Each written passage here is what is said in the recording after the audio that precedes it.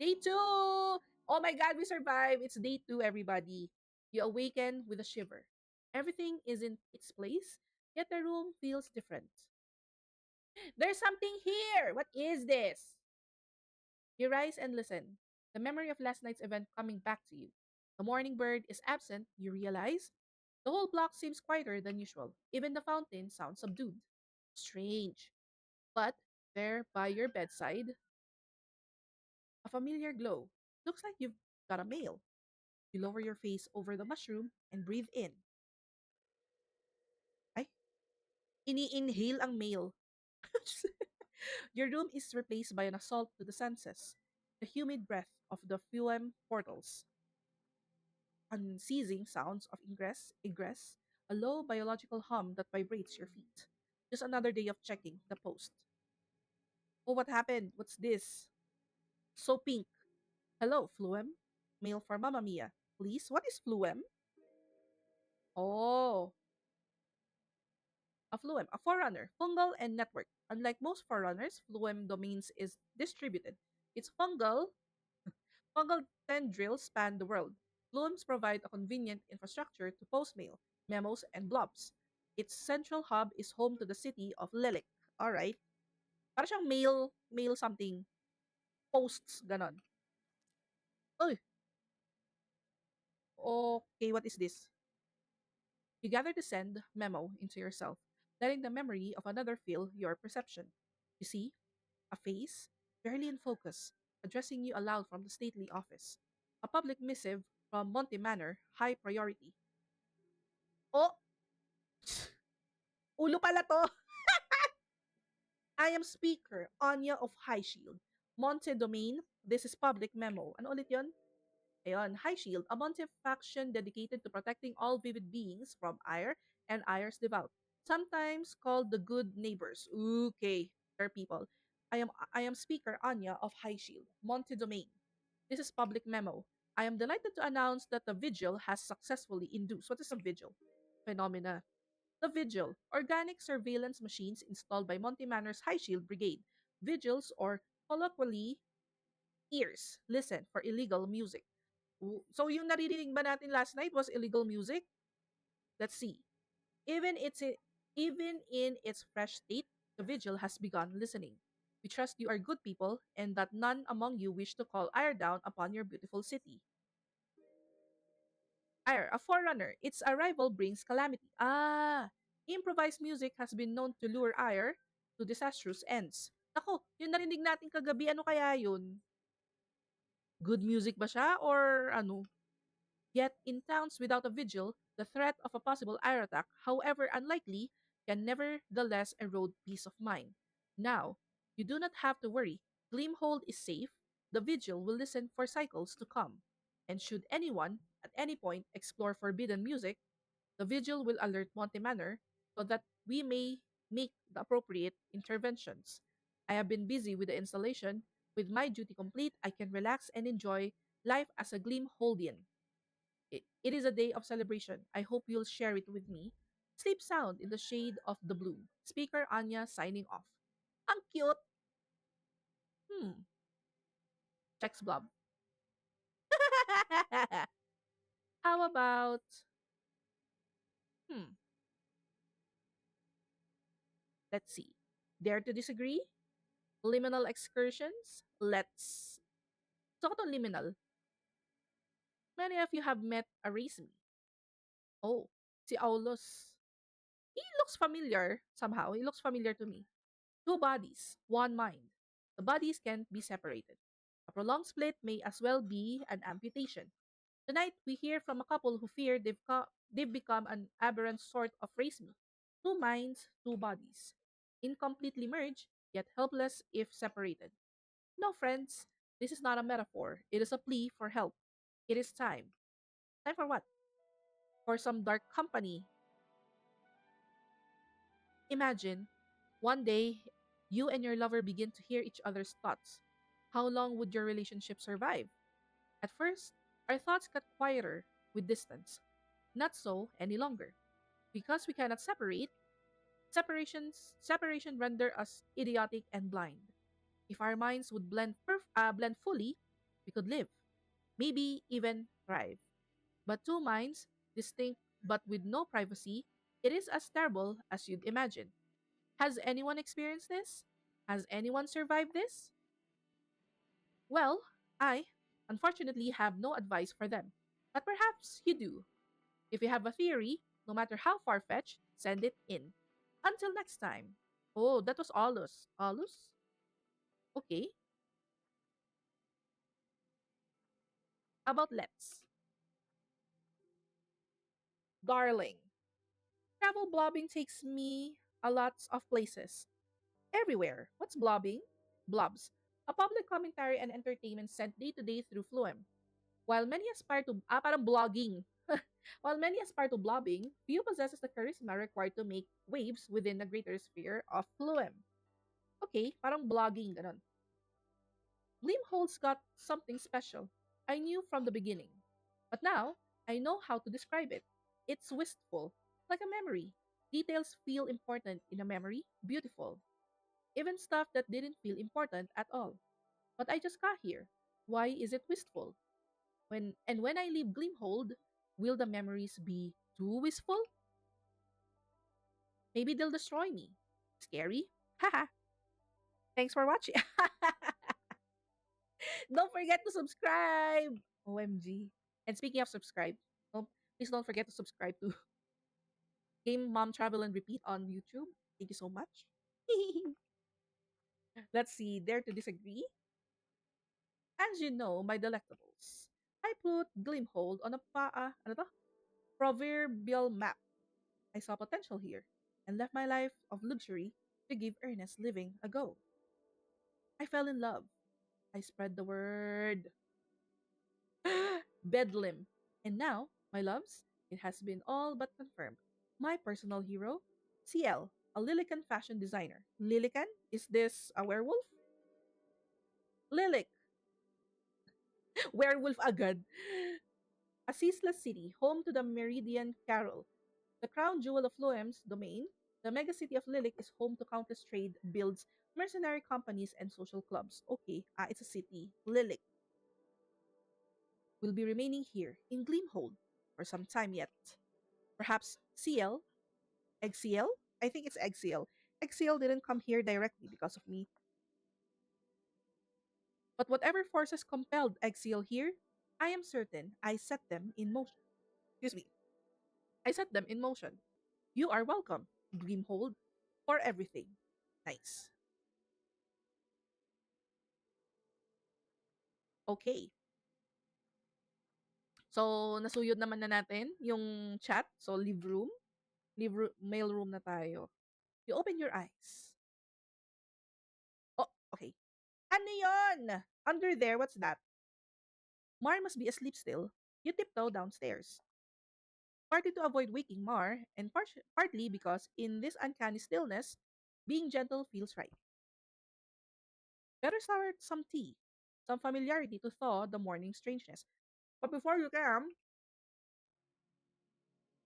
ito na naman eh. You feel a presence just beyond the door. Then a voice, melodic, each syllable like a hand unfolding in greeting. Danae! Beg pardon? Doth the sharp dwell herein? Yes, I'm the shaper. Admit me, kindly. Whoa! Wait, she has four arms?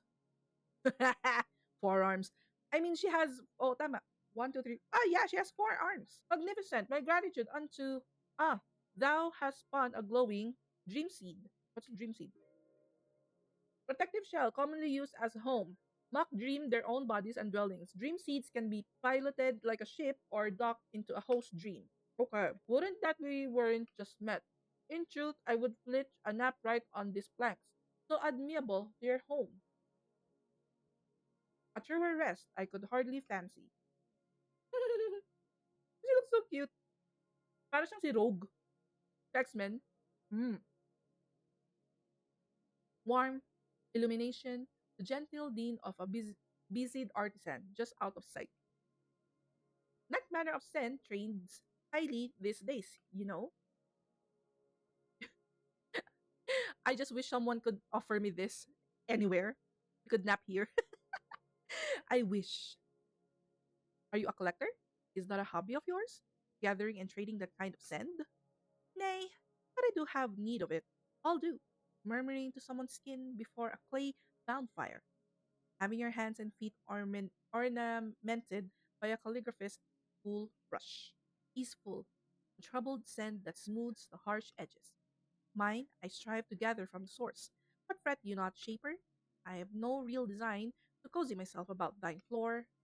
I'm called Danae. I don't Danae? Danae. How do you pronounce this? Wait. I have to check. I have to check. How do you pronounce that name? Mm,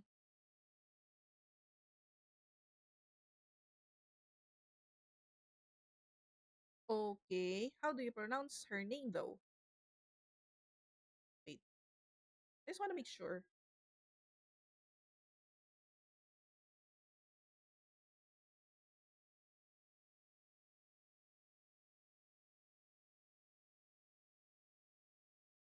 Donna A?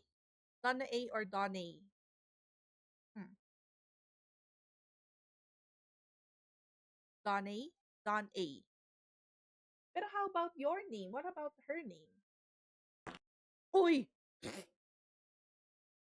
So rude! I was just trying to look on how to pronounce her name. Hi, Torp. Hi, Tara. Welcome to the game. Welcome to Fine Work. It is a visual novel slash rhythm gaming game. Rhythm game. How are you?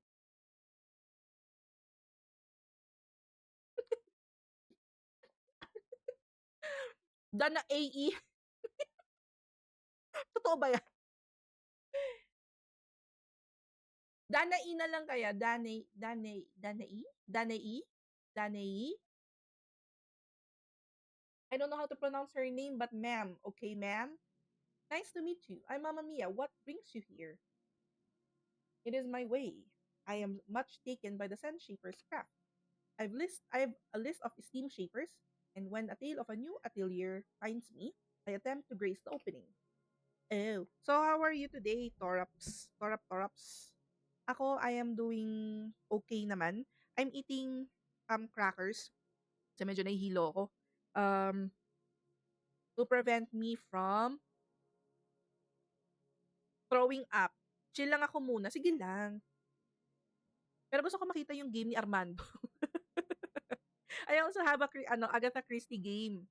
I also have an Agatha Christie game. Tapos gusto ko rin laruin. Pero unahin ko muna to si Fine Work because Fine Work was sent to us by an indie dev game developer, Tetis Games. So they sent me this game. So thank you so much. So, yan. Oo, si Armando. Pero mukha talaga siyang Mimi. Tawa ako doon. So yeah, chill lang tayo. It's Wednesday. So, alang, kailangan ko rin muna mag-chill cause, yeah, medyo hindi naging maganda ang ating health for the past 2 weeks until now. Pero ngayon, I am medicating. Um, marami nga lang akong meds to take. But yeah, at least manageable naman. Um, wala na ay, parang paalis na ata tayo sa danger zone. Ang ina. Anyway, but I hope you guys are okay. Minsan nakakapag-lurk ako sa mga streams nyo. But yeah, so tuloy natin tong game. Sorry talaga, ngumangasab ako ng crackers.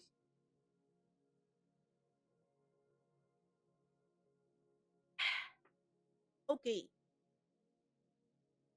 You traveled for me? You came to Gleamhole for my debut? It's oft pleases me to say, "Hi, precisely." The scent shaper's ghost blush becomes a fair bit smitten with me. That blush imbues whatever trifle I've commissioned. But no, I've heard nary a tale of you, nor your shop.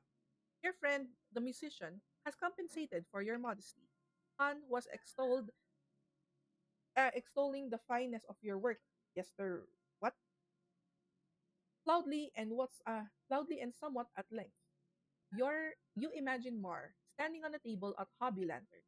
Get your shaping done by Mamma Mia or get pitched. Bartender, fill our cups. This round's on me. Sounds like Mar. What sorts of work do you commission? Payments, sundry tools, esoterica? What's that? Today, rings. A band for each digit. You look for the first time at Danae's arm. You do the math in your head. Forgive me, a jape? In truth, I will ask of you a ring, but just the one, not 20. The excess arms are not a mere vanity. They keep repetition at bay. Everyone should try it. Growing more arms? Hey, if that strikes thine fancy. But I speak of using an off hand. If one can coax a lazy limb into bearing its share, a daily humdrum is fresh anew. It's called color classic. What is color? Traveling healers and devout of Bethel blue. Like Bethel, skilled colors are well acquainted with life's beauties and pleasures. It is this exuberance that helps colors guide people back from the brink of mesh. All right, one of many small words against meshing. What is meshing? Mesh. To mesh is to become unvivid, to forget your purpose and self amid the dream. Those who are mesh perform repetitive action devote of agency and eventually merge with their environment. Alright, it's a phenomena. You recall the last time you saw a color. A long, unpopular gambling den on the edge of town had finally gone sideways. A hovel, dilapidated, ceiling half collapsed. You stumbled on it accidentally on a jaunt with Mar near the border. In the in the fetid's shack, six people meshing with the shell table, their bodies vining into the wood, faces slack and gone altogether. Mar had explained that the caller would likely perform a rite of transition. Not much else to be done for the stage of mesh. Mar seemed curious, but you couldn't get out of there fast enough. Are you in Glimhold on assignment? Leisure, placidly. Glimhold is a cup overflowing if one hath the kenning to drink. Yeah, definitely. I speak of cups figuratively, but this city hath no shortage of goblets nor drinkers. I ken it well. I've been keeping bar at the Hobby Lantern of late. I thought you said this was a leisure trip? Leisure hath many a face. Toil may be transfigured by desire, at least for a span. Tending the lantern has showed me much amusement. Maybe I'll see you there. What sort of ring would you like? I shan't say. Shape with that, ano to? Shape with what you see in me, your first impression. Like two glasses aligned, I shall behold you beholding me. And through this twinning, I understand fine eyes. What if you don't? I can do it naman. Pero what if you don't like it? What if you hate it? Ah, poor darling. Nary should I have mentioned I sense shaper habit. For I've thrust you into thine own head.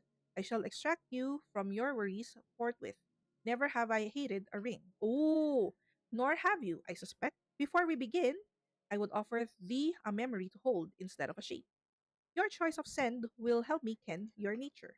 And in accepting my memory into your person, you will know me truer as well. Which sort of memory would you have of me? Something haunting. Nakakatakot ba siya? OMG. Something thrilling? Well, gusto naman niya yung mga ano, parang mga travel. Something romantic. Hmm. Ito na lang. Do you have something thrilling? I believe I do. An old memory, but a fine one. So, Danae steps close to send the memory. You take the rough cut wood planks up at the enormous tree. The spiral footpath is treacherous. May sunog sa labas. Some planks are slick with moss, some are missing, and you must leap across. Below, the tree canopies look dense. Some even are strung with faded rainbow netting. Even so, you do not want to fall. You are slow and careful. In time, you reach the summit, a thin platform stretching out through the branches and into the open sky. You ready your cloth kite? You painted it this time with lively patchwork squares. You take a breath, and then run and leap, feeling yourself fall before the wings take shape. The memory falls away. Danny stands across from you, smiling. Now I know truer, and you have a part of me to keep, or trade, as you will. The ease fine task yet further, if the shaper wishes. I prefer an olfactory hint.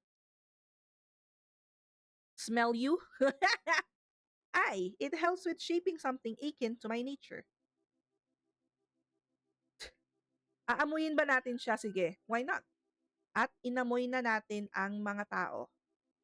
Danny outstretches an arm. You leaned in. Figs. The steam of a spice drink, and under that something unlike, not unlike soil. Oh shit! It's ye olde color. Huh? What were you two just doing? Hail, little blackguard. Mamma Mia was just having a sniff of my arm. Carry on then. I'll head out. Gonna go crash a party. Oh, go thou now celebrate the vigil? I did see Speaker Anya in the square. Quite the crowd was gathered. Thanks for the tip. I'm going there to protest. Protest the vigil? Yep. Pray Anya doesn't cast the edict on me. What's edict? The edict, also called the spell of silence, a power exclusive to the ano ba?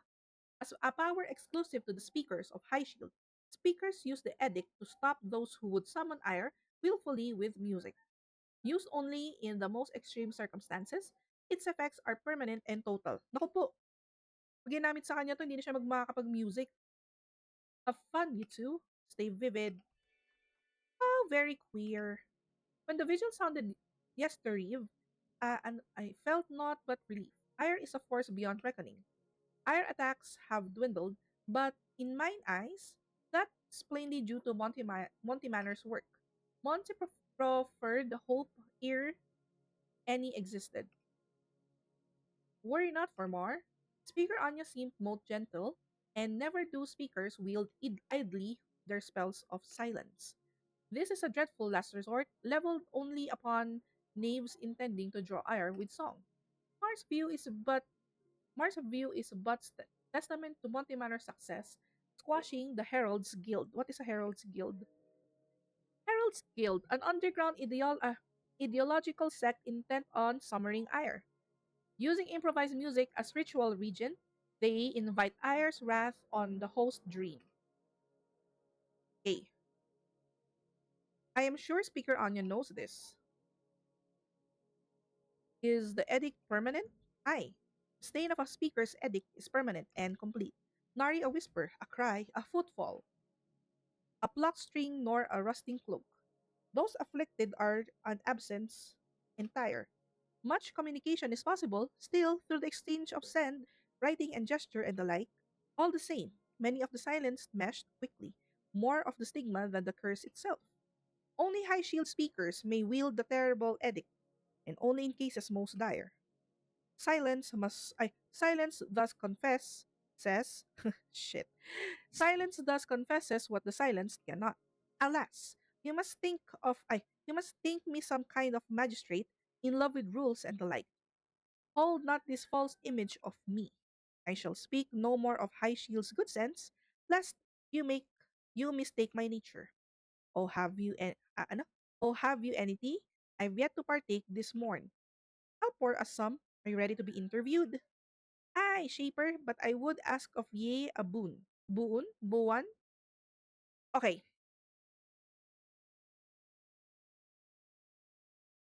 I have this difficulty maybe because of personal difficulty of um reading such deep English or parang mga made up words na hindi siya normally sinasabi or normally binabasa.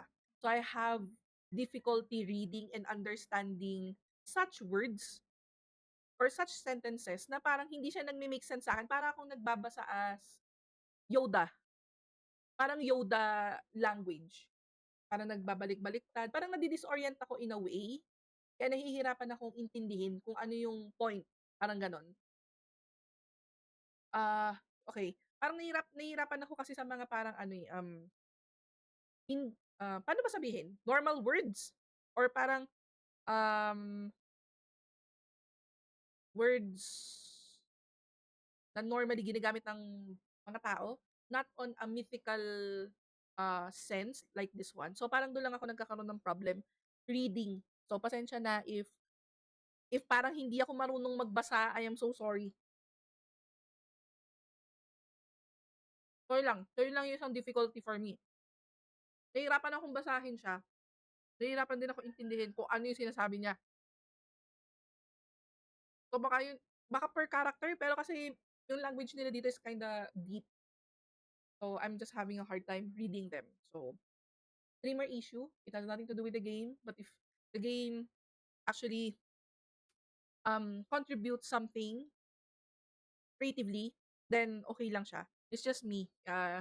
Just streamer issue. Okay, let's continue. For every query of yours, one of mine in turn. Seek way, uh, seek way not to know and be known.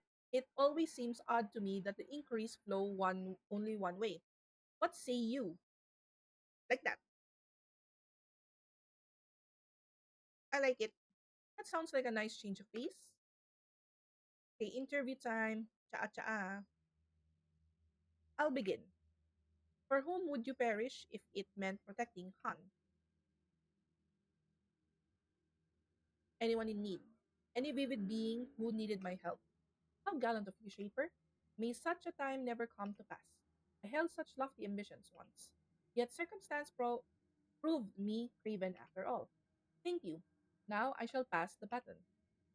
Hmm, where to party? Hometown. Where did you wash up? Would you have chosen elsewhere? Any wash up?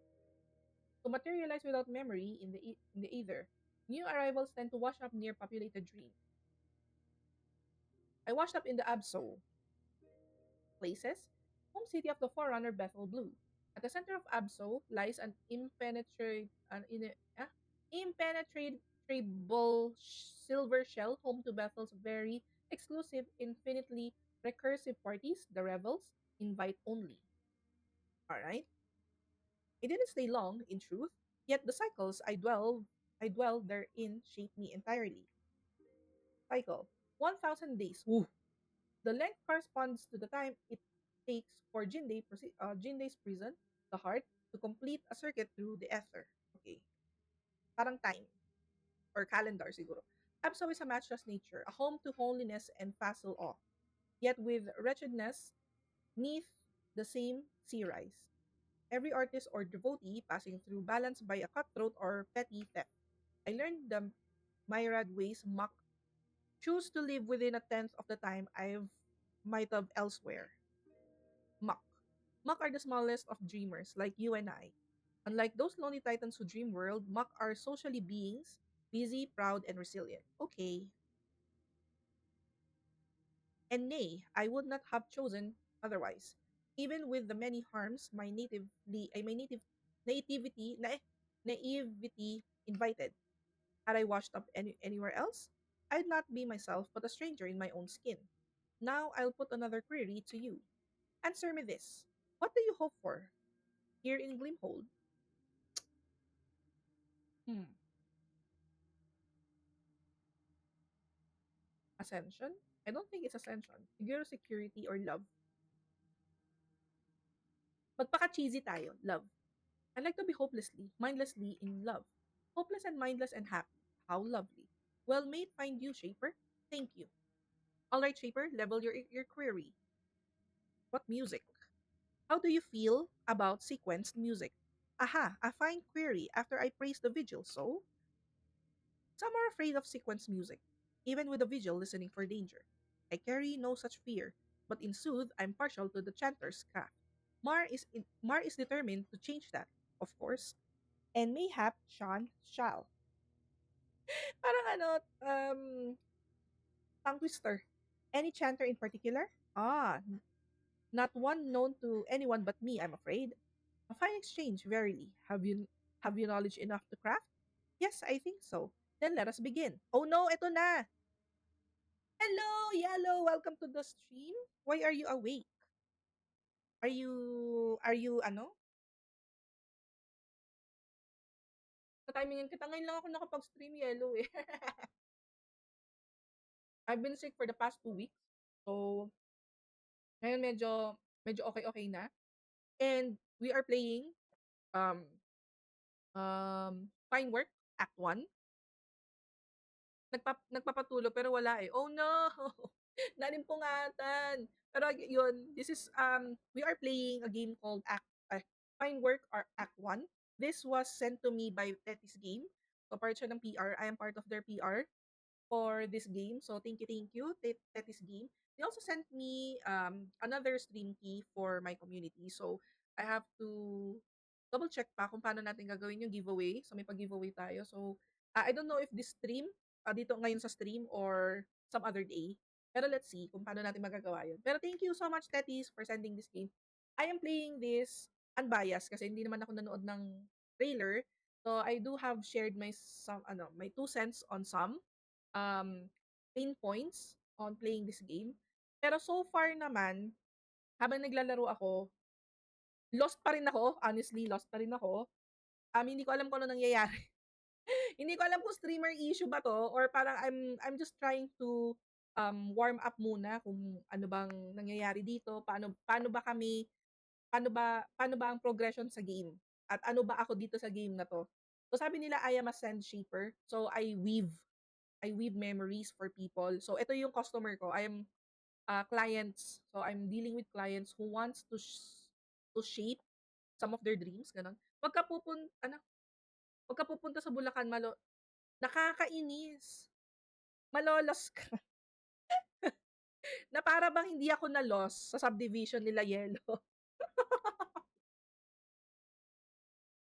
Pero anyway, ganito yung game. Visual novel siya. Meron akong dinideal na clients. And para ma-weave yung mga memories for them, dinadaan siya sa parang rhythm game. So may ma-witness niya kung paano. So start na natin yung rhythm game part. I've always thought of shaping as a textile art. It feels easier that way. One of the guild masters said that memories were like threads. Ayun, so parang nag-thread tayo ng memories for our clients. Not much alone, but when many combine, they make a context for self. Identity like a braid. A lovely conceit. Anyway, I begun to learn what threads constitute the shaper before me. What sort of memory will serve your design? A memory of the night sky. Perfect. I have just the one. I hope it touches your heart the same way it touches mine. Let's begin. So ito na yung parang rhythm gaming aspect. Easy muna, hayop kayo. Easy. Ay, aray ko. So kamusta naman kayo guys? Weeby? Wee! Halina naman, hayop. Divine.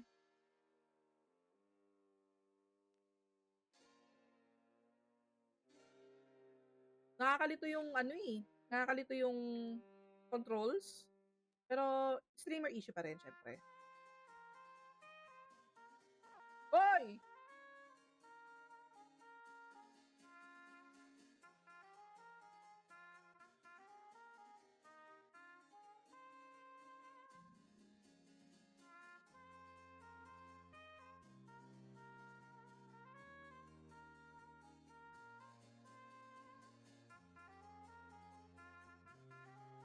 Oh!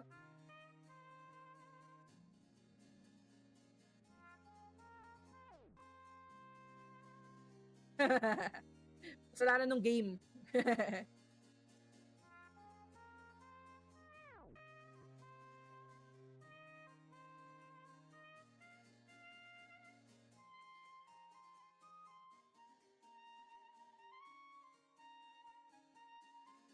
Kakainis.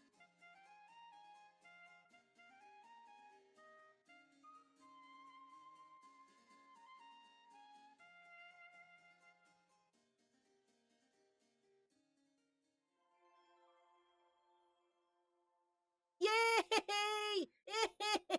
Yay! Yay! O, pwede na to. Pwede na. Continue. Pero nagigets ko yung sinasabi ng iba na ano, na ito daw yung nagawa natin for her. Ito daw yung finished product nun.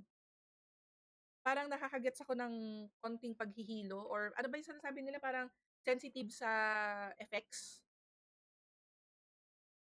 Medyo nagigets ko siya. Ano ba yun?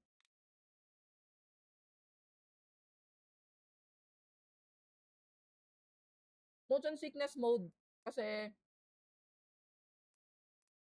yung mga pa-blinding lights pa sila nalalaman. Oh, yeah.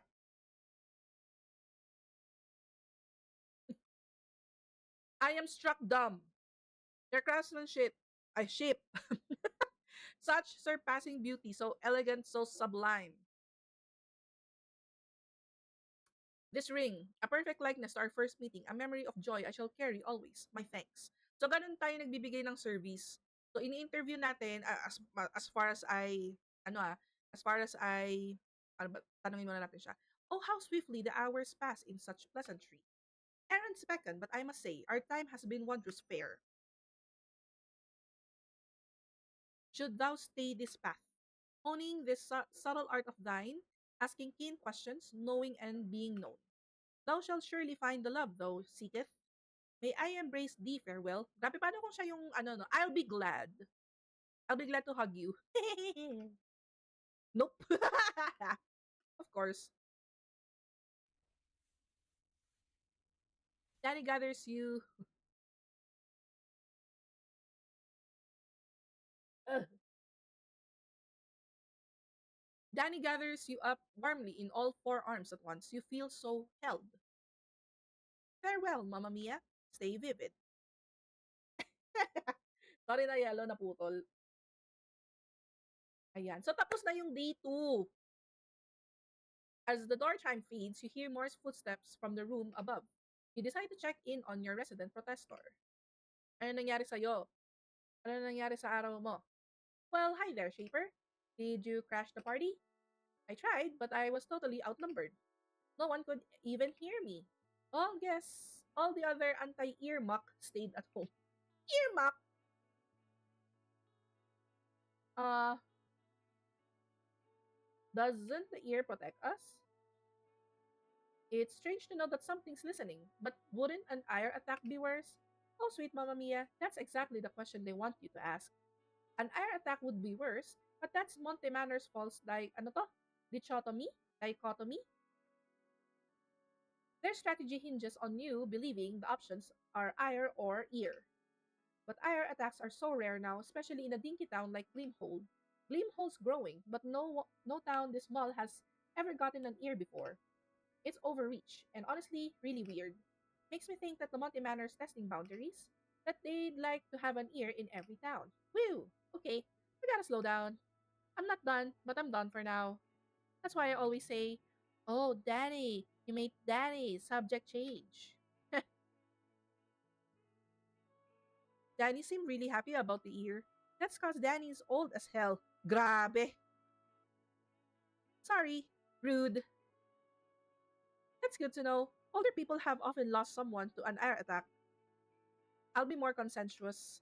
I'm beat. Gonna get to sleep early for once. Alright, Mar. Good night. Good night, Mamma Mia. Nice. Okay, so that's the end of day 3 na. Ay, day 2. A ragtag parade. Di pa pala tapos! A ragtag parade filters by just after dark. Headed to the ear, you think the end of the day's festivities. Snug in bed, you think about the speakers and the spell of silence, of ire and the vigil's cry. You begin to drift off, memories of wheel and looms pulling in your dreams. Lo, lo, lo. Ano to? A lithe grip takes your hand, not urgently, and squeezes. Oh! Oh! Oh, si ano? Hey, Shaper, si Andres. Wah! Sorry to bust in like this. I just stopped into, well, I'm experiencing a situation. I have a date, of sorts. Anong date? What's a date? I have a date of sorts and not much time. Bakit meron siyang sugat? I need a stiletto, sense shape, quality that can cut with ease. I need an edge. Before you ask, I won't tell you. I don't want to involve you in you're pretty clearly involving me. I refuse to involve you any more than I have to. I won't tell you who the date is with, and likewise, I won't tell the date who provided the custom order flower arrangement. Anong nangyayari?